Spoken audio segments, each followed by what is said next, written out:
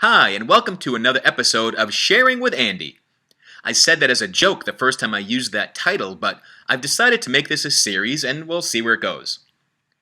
Ever since I first consciously decided to bust out of my negative, depressive, and suicidal thinking years ago, I've attended dozens of live personal growth events, read transformational books, and have been in a number of ongoing coaching programs, not just to better myself, but to better my clients, to better you.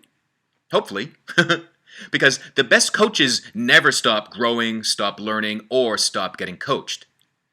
So I'm in a new coaching program, and recently there was a little billing mistake. It resulted in some calls from my credit card company and my bank, and I had to send some emails to the support group of the program itself. And it all got taken care of very quickly. It was no big deal in the end. But the next day, I got an email from my coach saying that I had seemed snarky in my communications. And I initially was replying saying I wasn't being snarky. That wasn't my intention anyway. And I thought, snarky isn't not a word that's in my day-to-day vocabulary. So I decided to look up the definition.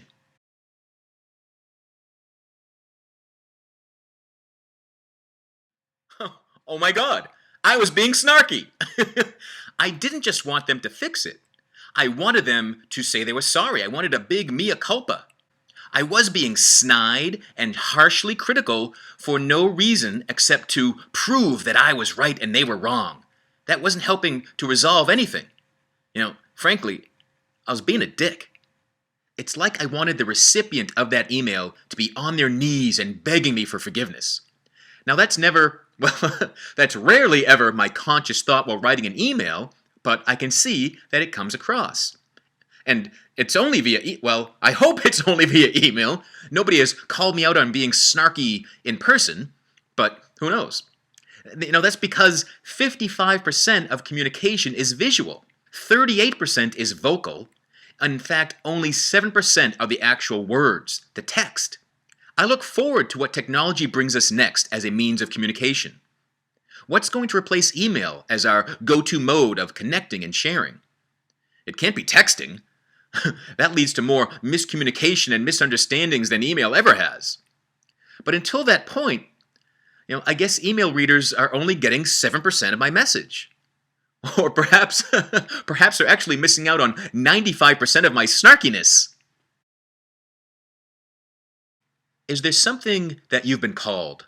Perhaps some trait that people have suggested you have that you're not too proud of? That initially makes you want to defend yourself and deny it? Which is a perfectly human and normal reaction, by the way. I invite you to take a deep breath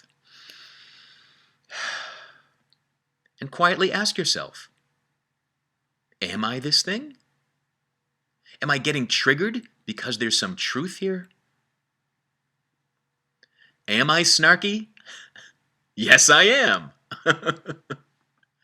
Please share this video with anyone that you think would benefit from it, and leave a comment. Let me know what might be true for you that you've been resisting or denying. Accepting it, becoming aware of it, puts you back in control. Be good to yourself.